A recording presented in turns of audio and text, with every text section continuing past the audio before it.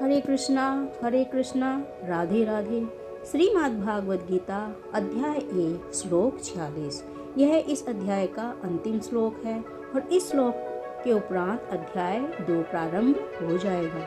यह श्लोक संजय उवाच से लिया गया है। तो चलिए बिना विलंब के प्रारंभ करते हैं।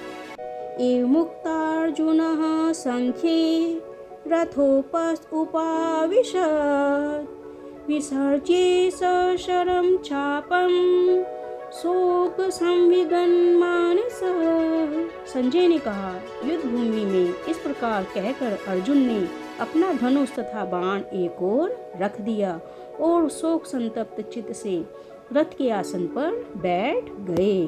तो कहने का तात्पर्य है, अर्जुन अपने शत्रु की स्थिति का अवलोकन करते समय अर्जुन रथ पर खड़े हो गए थे, किंतु वह शोक से इतने संतप्त हो उठे कि अपना धनुष बाण एक ओर रख कर रथ के आसन पर पुनः बैठ गए। तो ऐसा उन्होंने क्यों किया? ऐसा उन्होंने इसलिए किया कि जब उन्होंने अपने शत्रुओं का अवलोकन किया तो उन्होंने वहां पर किसे पाया?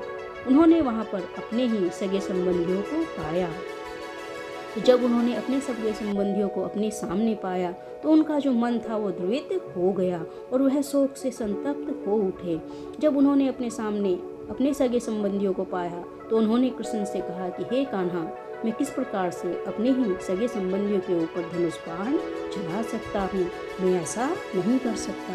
यही कहकर उन्होंने अपने धनुष बाण को रथ पर एक तरफ रख दिया, क्योंकि उनके सामने उनके ही सगे संबंधी थे।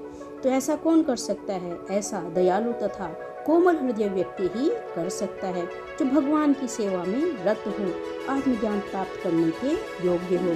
तो यहाँ पर अर्जुन किसके भक्त हैं? अर्जुन श्री कृष्ण के भक्त हैं। अर्जुन का रथ कौन हाँक रहा है? अर्जुन का रथ स्वयं भगवान श्री कृष्ण हाँक रहे हैं। वही उनको ठीक प्रकार से समझा भी रहे हैं। तो अर्जुन कहना चाहते हैं कि हे कान्हा, मैं अपने सगे संबंधियों के ऊपर धनुष बाण नहीं चला सकता, मैं अपने सगे संबंधियों को नहीं मार सकता। उनका हृदय उनके दया से भरा हुआ है, तो दया होने के कारण ही वह अपने सगे संबंधियों के ऊपर बाण नहीं चला सकते।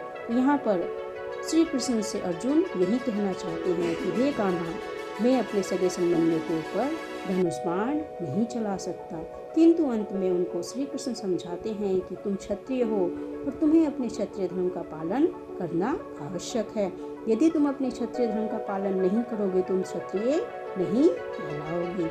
इस प्रकार से श्लोक का अर्थ यही है कि यहाँ पर अर्जुन अपने सगे संबंधियों पर बाण नहीं चलाना चाहते।